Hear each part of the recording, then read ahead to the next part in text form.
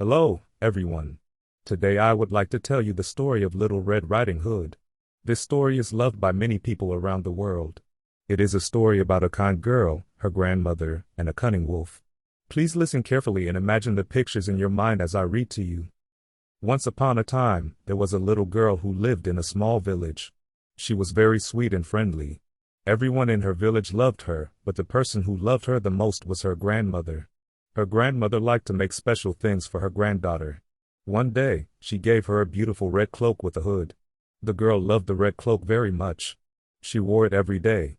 Because she wore this red cloak all the time, people started to call her Little Red Riding Hood.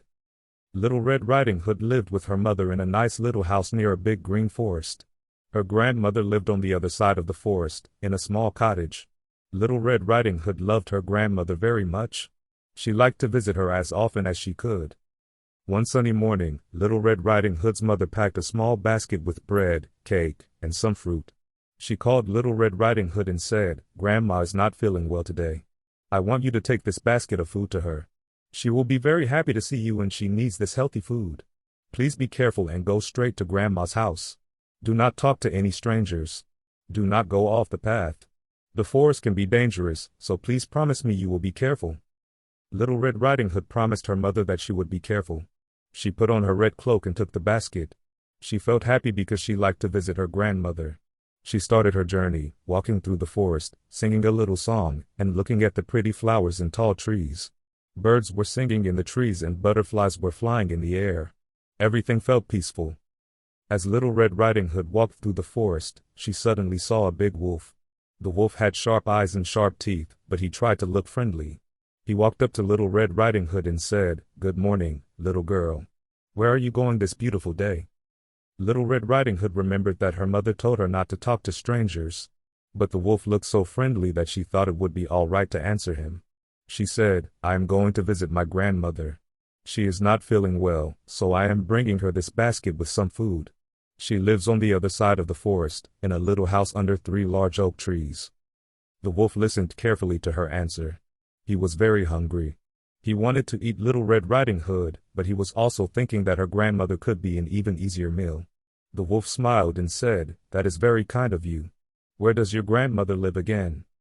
Little Red Riding Hood repeated, "She lives in a small cottage under the 3 big oak trees. It is just past the edge of the forest." The wolf thought of a clever plan.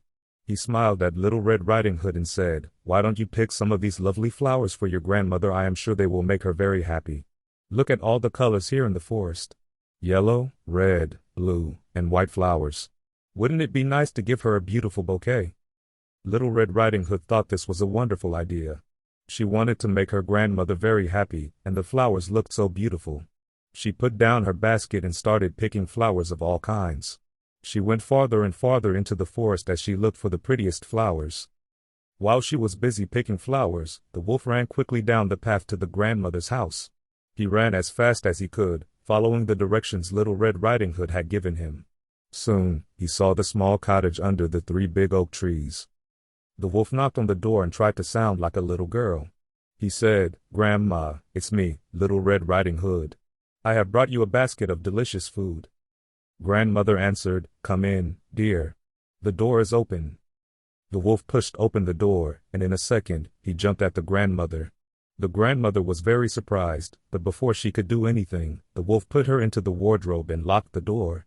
The grandmother was safe inside but could not get out. After that, the wolf put on grandmother's cap and glasses and got into her bed. He tried to look like grandmother, but of course, he was much bigger and he had fur all over his body. Still, he waited patiently for Little Red Riding Hood to come. Meanwhile, Little Red Riding Hood had made a big, beautiful bouquet of wildflowers. She was finally ready to go to her grandmother's house. She followed the path until she saw the small house under the oak trees. She knocked on the door and said, "Grandma, it's me, Little Red Riding Hood. I brought you food and some flowers." The wolf, who was wearing the grandmother's nightcap and glasses, tried to make his voice soft and said, "Come in, my dear." Little Red Riding Hood walked in. At first, it was a little dark in the room, but she could see her grandmother resting in bed. She put the basket and the flowers on the table and went over to the bed. But something felt strange to Little Red Riding Hood. Her grandmother looked very different. She had a big nose, big ears, and big eyes. Even the hands and mouth seemed different. Little Red Riding Hood said, "Grandma, why are your ears so big?" The wolf replied, "All the better to hear you with, my dear." Then Little Red Riding Hood looked at her and said, "Grandma, your eyes are so big." The wolf smiled and said, "All the better to see you with, my dear." Next, Little Red Riding Hood noticed the hands. She asked, "Grandma, why are your hands so big?" The wolf grinned and said, "All the better to hug you with, my dear." Finally, Little Red Riding Hood saw the wolf's sharp teeth. She was frightened and asked, "Grandma, why are your teeth so big and sharp?" The wolf jumped out of the bed and shouted, "All the better to eat you with, my dear." The wolf tried to catch Little Red Riding Hood. She screamed and ran toward the door. But the wolf was fast, and he blocked the way. Little Red Riding Hood was scared and started to cry for help. At that moment, a woodcutter was walking nearby. He heard someone screaming in the house. He ran quickly to the door and burst inside. He saw the wolf chasing Little Red Riding Hood. The woodcutter was strong and brave. He shouted at the wolf and said, "Stop, you evil wolf." He quickly grabbed his axe and waved it. The wolf was afraid of the woodcutter and ran to the window, jumping outside and disappearing into the forest. The wolf never came back. Little Red Riding Hood was safe. She ran to the wardrobe and opened the door. Her grandmother was inside, a little frightened but not hurt. Little Red Riding Hood hugged her grandmother tightly. The woodcutter smiled and said, "You are both safe now." Little Red Riding Hood and her grandmother thanked the kind woodcutter. They promised always to be careful from now on. Grandmother sat up in bed, and the three of them sat together at the small table. They ate the bread and cake from the basket, and they drank some fruit juice. Little Red Riding Hood gave her grandmother the beautiful flowers she had picked. Little Red Riding Hood said, "I am very sorry, Grandma." "I am sorry, Mother. I did not listen to your advice. I talked to a stranger and went off the path." Grandmother smiled and said, "You are safe now. But you must always remember, never talk to strangers, and never leave the path in the forest." Little Red Riding Hood learned a lesson that day. She said, "I will always listen to my mother. I will never talk to strangers again. I will always walk straight along the path." After a happy meal together, Little Red Riding Hood hugged her grandmother and said goodbye. The woodcutter walked with her until they could see her home. Her mother was waiting at the door and she ran to her, hugging her tightly. She was so happy that her daughter was safe. From that day on, Little Red Riding Hood never talked to strangers again.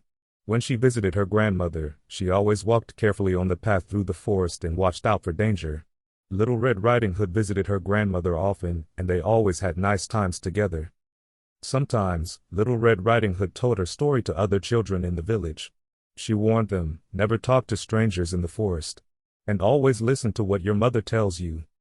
And so, Little Red Riding Hood, her mother, and her grandmother lived happily and safely for a long, long time. The little girl in the red cloak became known by everyone as the bravest and the smartest girl in the village. And that is the story of Little Red Riding Hood. Thank you for listening so carefully. I hope you enjoyed this story. I hope you will remember to be careful, to listen to good advice and not to talk to strangers, just like Little Red Riding Hood learned. See you next time for another wonderful story. Goodbye, everyone.